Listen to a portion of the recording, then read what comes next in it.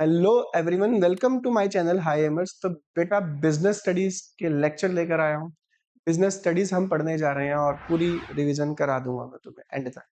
तो ध्यान से सुनिए और चैनल को सब्सक्राइब कर लेना, और अच्छा लगा तो चैनल को शेयर जरूर करना अगर आगे वीडियो देखकर।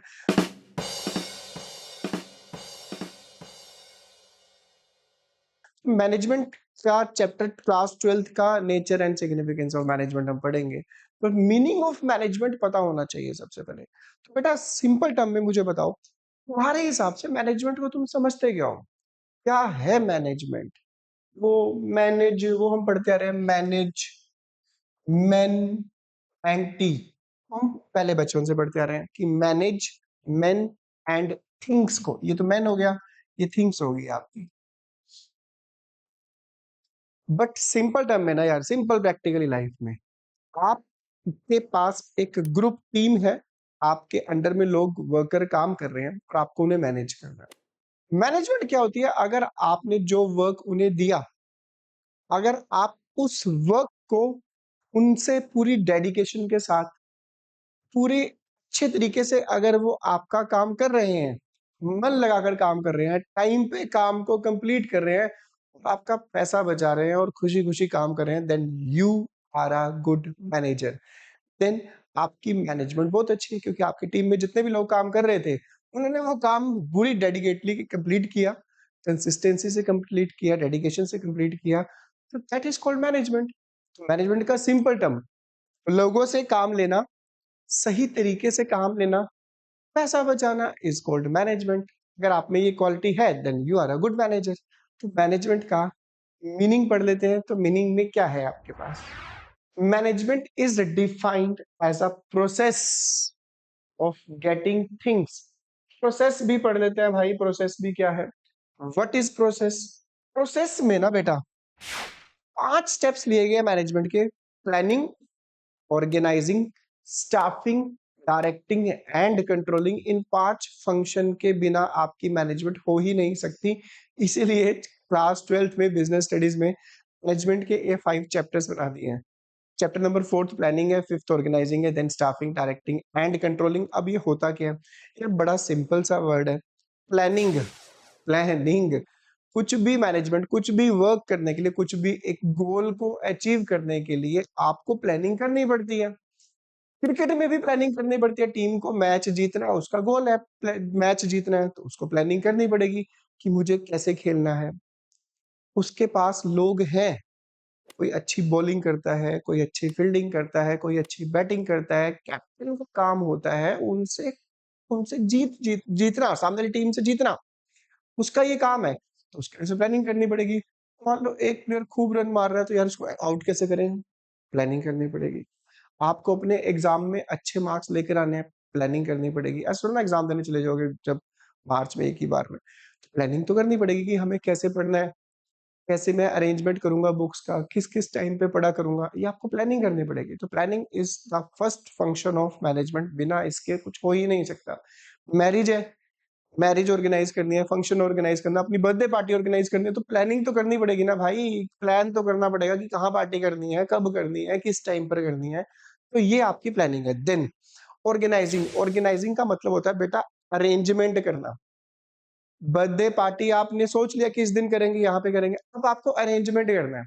अरेंजमेंट क्या करना है कि आपको ये देखना है, डीजे का अरेंजमेंट करना है, आपको स्नैक्स का अरेंजमेंट करना है। तो डिफरेंट डिफरेंट चीजों का अरेंजमेंट करना पड़ेगा। ठीक है। स्कूल फंक्शन, आप स्कूल फंक्शन को सक्सेसफुल बनाना है। स्कूल फंक्शन को सक्सेसफुल बनाने के लिए ऑर्गेनाइजिंग करनी पड़ती है, ऑर्गेनाइज करना पड़ता है। ऑर्गेनाइजिंग का मतलब अरेंजमेंट, कि टेंट वाला कौन आएगा, और टेंट वाला कहाँ से करेंगे हम, और जो हमारा स्टॉल होगा खाने पीने का वो किसका होगा। तो ये अरेंजमेंट करना इज कॉल्ड ऑर्गेनाइजिंग। घर में अलमीरा को ऑर्गेनाइज किया जाता है ना। अलमीरा में कपड़े बिखरे पड़े हैं, खूब बिखरे पड़े हैं, उनको ऑर्गेनाइज करना होता है ना, कि यहाँ पे टी शर्ट्स लगाऊंगा, यहाँ पे शर्ट्स लगाऊंगा, यहाँ पे ट्राउजर लगाऊंगा, यहाँ पे जीन्स लगाऊंगा। तो this is called organizing. Organizing simple means arrangement करना। स्टाफिंग, स्टाफिंग का मतलब है स्टाफ को अपॉइंट करना। ठीक है। घर में भी अगर कोई फंक्शन होता है, तो मान लो मम्मा को काम दिया गया कि आप कुकिंग का देखना, घर का अगर छोटा फंक्शन है। बेटे को कहा गया बेटा आप डीजे वगैरह का चेक कर लेना। क्लियर। स्कूल में अगर कोई फंक्शन है, तो फंक्शन में आपको ऑर्गेनाइज स्टाफिंग करनी पड़ती है। स्टाफिंग कैसे करनी पड़ती है? कंपेयरिंग कौन करेगा? कंपेयरिंग उसी को दोगे ना जो कंपेयरिंग में एक्सपर्ट है, जिसका थोड़ा कॉन्फिडेंस अच्छा है, उसको आप कंपेयरिंग में दोगे।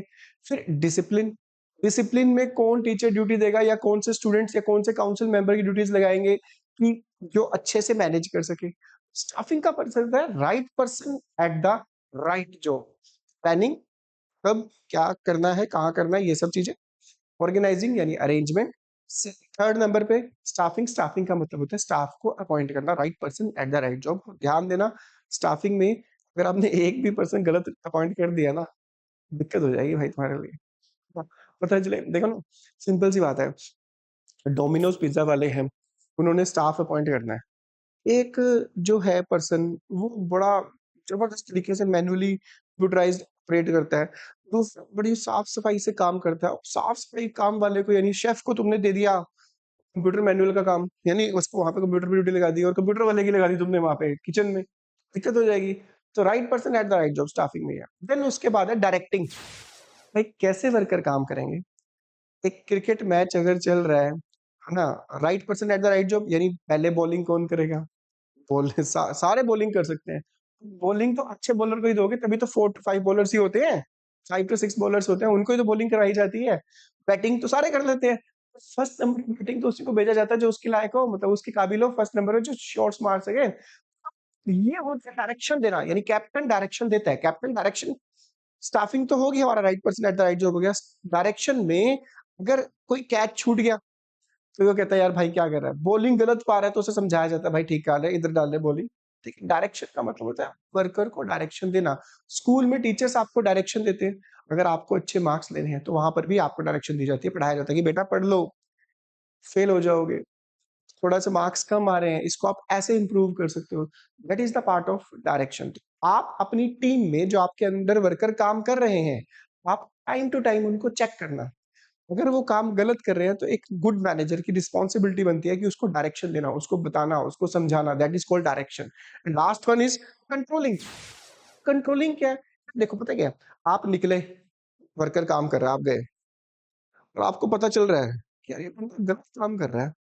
आप कह रहे हैं चल कोई नहीं, बाद में बताऊंगा इसको मैं, जरा तूने गलत काम किया। भाई गलत कर रहा है, कंट्रोल करो, उसे रोको। भाई ऐसे मत करो। कंट्रोलिंग, कंट्रोलिंग हमेशा एंड में नहीं होगी, वर्क खत्म होने के बाद नहीं होगी, कंट्रोलिंग बीच में भी चलती है।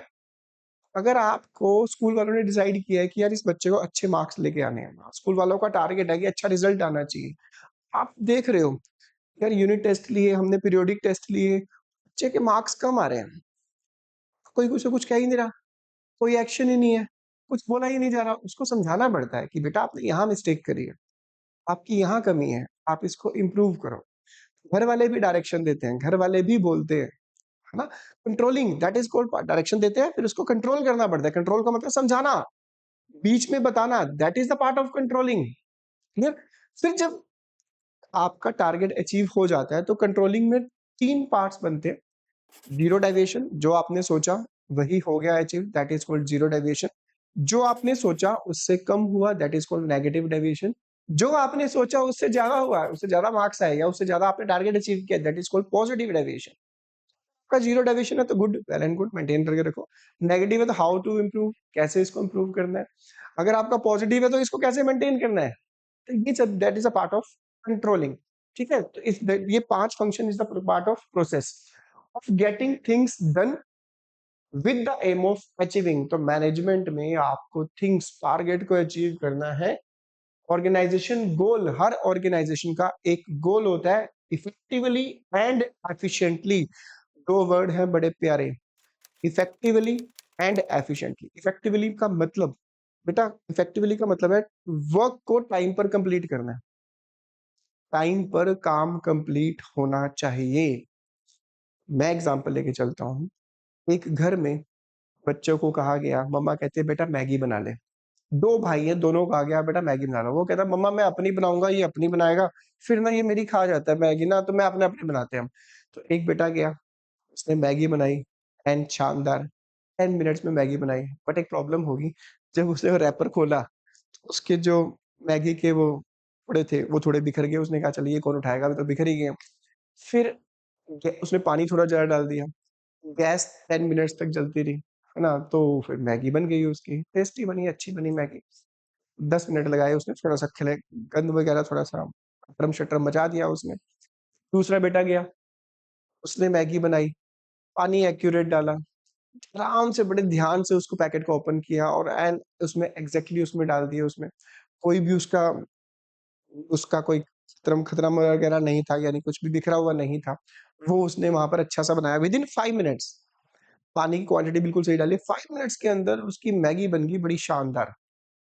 अब 2 वर्ड आते बेटा, दोनों ने काम कंप्लीट किया, दोनों ने ही वर्क कंप्लीट किया, दोनों ने ही मैगी बनाई, दोनों ने ही टेस्टी मैगी बनाई।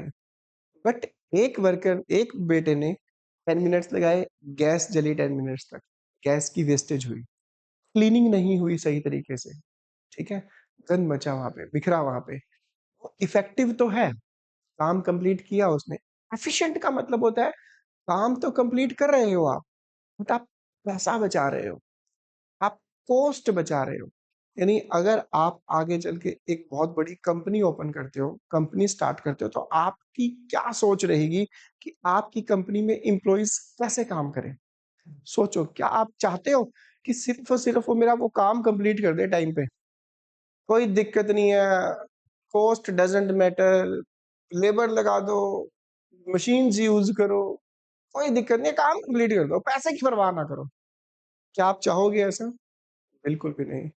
क्या आप चाहोगे ना कि काश हमारा काम टाइम पे कंप्लीट हो जाए, हमारा पैसा बचे, एफिशिएंटली काम हो? तो हर मैनेजमेंट चाहती है कि वर्क कैसे हो? इफेक्टिवली यानी कंप्लीट भी होना चाहिए एंड एफिशिएंटली, और ऐसा भी नहीं होना चाहिए कि इंसान पैसे बनाने के चक्कर में, पैसे बचाने के चक्कर में काम ही कंप्लीट ना करे। सर मैं तो कॉस्ट बचा रहा था, बड़े ध्यान से कर रहा था। आप अपने यार अपना प्रैक्टिकल एग्ज़ाम्पल लेके चलो ना, आप अपने बारे में सोच के चलो। अगर एक बच्चे को एग्ज़ाम 3 आवर्स का एग्ज़ाम चल रहा है, बच्चा कहता है कि मैम पेपर कंप्लीट हो गया, 3 आवर्स का पेपर कंप्लीट हो गया मेरा, ठीक है? एंड मोमेंट पे कंप्लीट हुआ। थोड़ी-सी प्रेज़ेंटेशन सही नहीं कर पाया, एंड मोमेंट पे मेरा पेपर कंप्लीट हो गया, that is he is effective, उसने पेपर कंप्लीट किया। दूसरा बच्चा था, उसने विदिन 2 आवर 30 मिनट्स में पेपर कंप्लीट किया, रीचेक किया, प्रेज़ेंटेशन अच्छी करी, यानी उसने रीचेक भी कर लिया, अपनी मिस्टेक्स फाइंड आउट के वहाँ पे उसको आइडेंटिफ़ाई भी कर लिया और उसकी डायग्राम प्रेज़ेंटेशन भी अच्छी कर दी। Then he is effective as well as efficient, यानी उसने अपना काम भी कंप्लीट किया, टाइम से पहले कंप्लीट किया, नीट एंड क्लीन कंप्लीट किया, चेकिंग भी कर दी। He is efficient. एफिशिएंसी आएगी कैसे? अब आपका ही प्रैक्टिकल एग्ज़ाम्पल लेके चलो। आप बताओ कि एफिशिएंसी आती कैसे है? अगर आप अकाउंट्स के या बिज़नेस स्टडीज़ का कुछ भी सिलेबस करने जा रहे हो, तो आपके पास एफिशिएंसी कब आएगी? एफिशिएंसी का कारण सोचो, कब आप परफेक्ट हो सकते हो? स्पेशली अकाउंट्स जब हम पढ़ते हैं या बिज़नेस स्टडीज़, आप केस स्टडीज़ पढ़ोगे तो उसमें एफिशिएंसी कब आएगी? आप केस स्टडीज़ को देखोगे, ओह! ये है इसका आंसर। ले हमें हमें चैलेंज कर रहे हैं। बेटा उसका एक ही तरीका है, प्रैक्टिस। अकाउंट्स के क्वेश्चन की कंटीन्यूअसली प्रैक्टिस करो, बिज़नेस स्टडीज़ की केस स्टडीज़ पढ़ो, बिज़नेस स्टडीज़ की थियोरेटिकल पढ़ो। थियरी का तो एक ही फंडा है भाई, एक ही फंडा है। जैसे कोई गाना मार्केट में आता है, बड़ा अच्छा लगता है, वाह! मज़ेदार। क्या आपको पहली बार में गाना याद हो जाता है वो? हो ही नहीं सकता भाई, आप उसको बार-बार सुनते हो क्योंकि आपको बहुत अच्छा लग रहा है। सेम बेटा सेम, फिर कुछ टाइम के बाद वो जो सिंगर है वो बाद में गा रहा होता है और तुम पहले गा रहे हो, तो कान में ईयरफ़ोन लग रहा है, तुम गाने गा रहे हो, ओह हो! वाह अच्छी बात। तेनू शरारत सिखावा, तुम गाना गा रहे हो मतलब। घर वाले कह रहे हैं भाई चुप हो जा, तू बड़ा सिंगर बन जा रहा है, रहने दे मत गा। ठीक है? वही मेन मुद्दा वही है कि आपने बार-बार सुना, आपको वो याद हुआ, तो आप गाना गा रहे हो। आप अपने आप को सोनू निगम समझ रहे हो, अरिजीत सिंह समझ रहे हो। प्रॉब्लम बस थियोरेटिकल में भी यही है। आप थ्योरी को बार-बार पढ़ो, केस स्टडीज़ बार-बार देखो, आपको थ्योरी ऐसे फिक्स पे हो जाएगी आपकी। ये था आपका effectively and efficiently. I hope so तुम्हारा ये टॉपिक तो क्लियर हो गया होगा कि व्हाट इज़ मैनेजमेंट। इसमें हमने प्रोसेस भी कवर कर लिया, मैनेजमेंट के 5 फंक्शन भी कवर कर लिया और इफेक्टिवली और एफिशिएंटली को भी कवर कर लिया हमने। प्रोसेस को हम डिस्कस करते हैं। Process means interrelation among the primary function of management, 5 function, primary function, planning, organising, staffing, directing and controlling, such as ये हम पढ़ चुके हैं, नone of the function can be performed in isolation। कोई भी फंक्शन अकेला परफॉर्म नहीं हो सकता। 5 फंक्शन होंगे पूरे फॉर्म जरूर। नेक्स्ट, मैकडी का एग्जांपल लेके चलते हैं। मैकडी इंडिया में बर्गर सेल करना चाहती है, इंडिया में।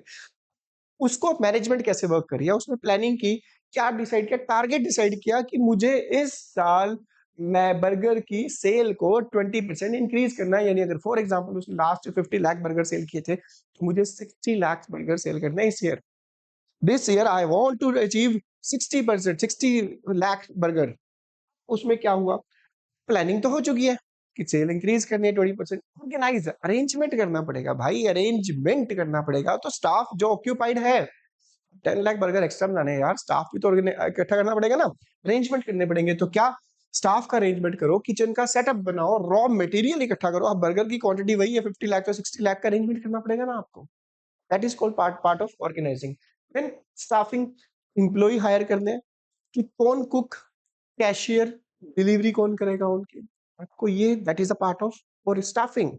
देन डायरेक्टिंग, डायरेक्टिंग में मैनेजर जो है गाइड करता है किसको, स्टाफ को, कि बेटा 60 लाख बर्गर बेचने के चक्कर में, जल्दी जल्दी बेचने के चक्कर में क्वालिटी को मत खराब कर देना, उसकी क्वालिटी को इंप्रूव करके रखना, उसमें गड़बड़ मत कर देना, सर्विस अच्छी देना। ठीक है, तो ये आपका, आपको गाइड करना है सर्विस एंड क्वालिटी के बारे में। Controlling, very very important, controlling, जो आजकल तुम सुन भी रहे हो।